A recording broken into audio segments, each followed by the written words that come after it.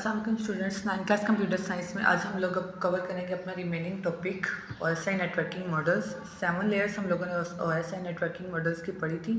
2 layers को हम लोग ऑलरेडी डिस्कस कर चुके हैं। नेक्स्ट अब हमारे पास आ जाती है third layer which is network layer.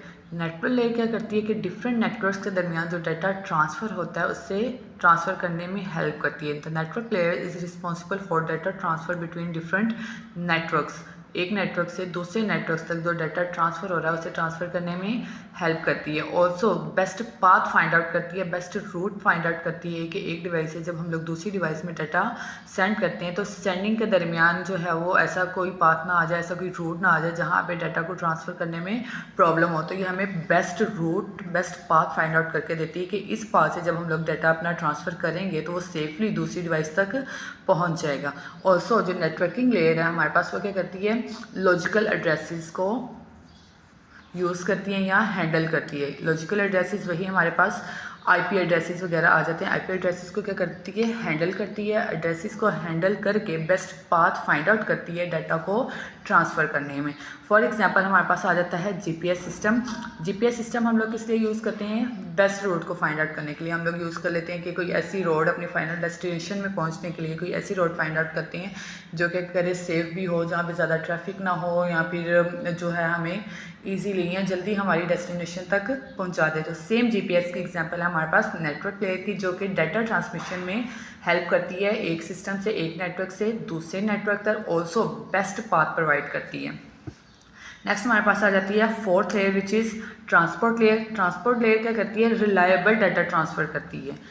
Reliable data transfer between different devices, यानी कि जो डाटा डिफरेंट डिवाइसेस में ट्रांसफ़र हो रहा है उसमें किसी किस्म का कोई एरर तो नहीं है, किसी किस्म की कोई गलती, कोई मिस्टेक तो नहीं है। उन चीज़ों को चेक करती है, उन चीज़ों को कंट्रोल करती है और डाटा के फ़्लो को कंट्रोल करती है, उसे मैनेज करती है। ये ट्रांसपोर्ट लेयर जो है वो इस चीज़ को कंट्रोल करती है कि अगर एक डेस्टिनेशन से दूसरी डेस्टिनेशन तक डाटा ट्रांसफ़र हो रहा है तो वो सेफली ट्रांसफ़र हो गया है या नहीं, और अगर जो डाटा ट्रांसफ़र हो रहा है उसमें किसी किस्म का कोई एरर, कोई गलतियाँ, कोई ऐसी चीज़ तो नहीं है जो डाटा को अनसिक्योर बना देती है। तो ट्रांसपोर्ट लेयर में अगर हम लोग एग्जांपल लें तो हमारे पास डिलीवरी सर्विस की एग्जांपल आ जाती है, जो कि करती है पैकेजिंग्स को इंश्योर करती है कि हमारे पास किसी कस्टमर ने अगर कोई प्रोडक्ट ऑर्डर किया, उसका पैकेजिंग कैसी है, वो सेफली जो है वो उसके कस्टमर के पास पहुंच गई है या नहीं, इसको जो है वो कितना टाइम लगा उस पर पहुंचने के लिए।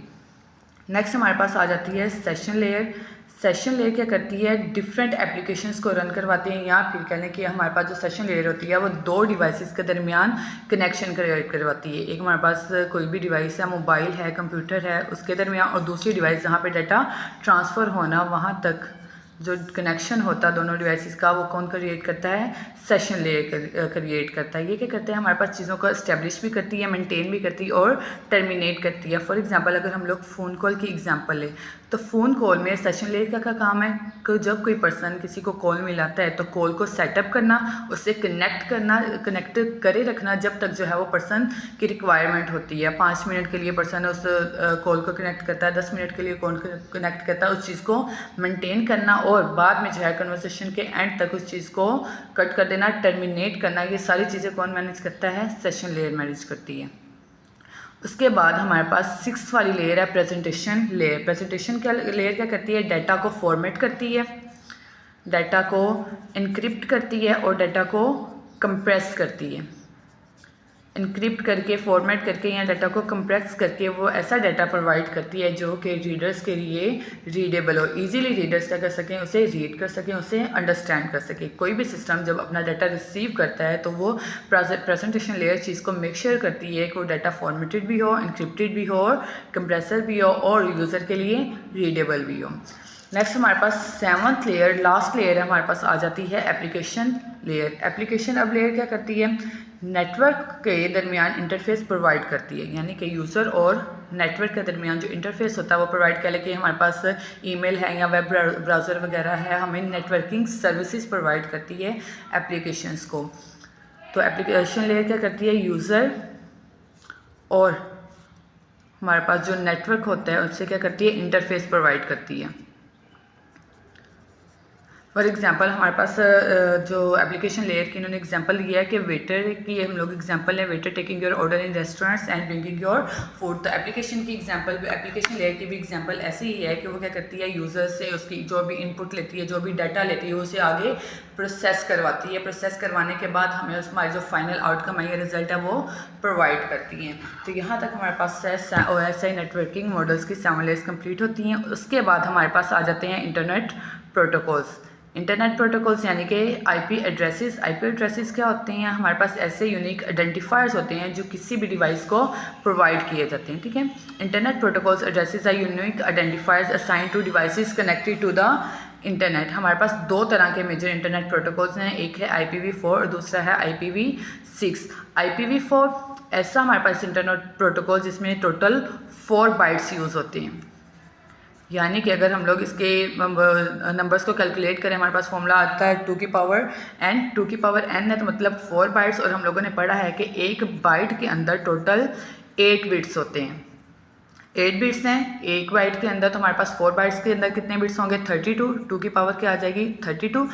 2 की पावर 32 के जब हम लोग सॉल्व करेंगे तो हमारे पास टोटल 4.3 बिलियंस तक अमाउंट आ जाती है। यानी कि हमारे पास अप्रोक्सीमेटली 4.3 बिलियंस होते हैं। इतना डाटा, इतने एड्रेसेस जो हैं हम लोग IPv4 में स्टोर कर सकते हैं, ठीक है। उसके बाद हमारे पास जो नेक्स्ट इंटरनेट प्रोटोकॉल है वो है वर्जन 6। ये हमारे पास IPv4 का अपडेटेड वर्जन है। इंटरनेट प्रोटोकॉल 6 में हमारे पास टोटल 128 बिट्स होते हैं, यानी कि टोटल हमारे पास 6 बाइट्स। अगेन वही फॉर्मूला 2 की पावर 128। इतने नंबर्स को जब हम लोग कैलकुलेट करें तो हमारे पास कोई भी लिमिटलेस टाइम आ जाता है, लिमिटलेस हमारे पास कह लें कि स्पेस आ जाती है, जहाँ पे हम लोग अपने एड्रेसेस को सेव कर सकते हैं, डिफरेंट डिवाइसेस के एड्रेसेस को स्टोर कर सकते हैं। इसकी एग्जांपल हम लोग ले सकते हैं कि कह लें कि किसी भी जो हमारे पास रेट के हर ज़रे का एड्रेस जो है ना हम लोग IPv6 में स्टोर कर सकते हैं। ये ऑफकोर्स अपडेटेड वर्जन है IPv4 का, तो इसमें हमारे पास जो लिमिटलेस नंबर्स होते हैं एड्रेसेस के, जिसे हम लोग इजीली इसके अंदर स्टोर कर सकते हैं। तो यहाँ तक आज का हमारा टॉपिक था। उम्मीद है आप लोगों को समझ आ चुकी होगी। अल्लाह हाफिज़।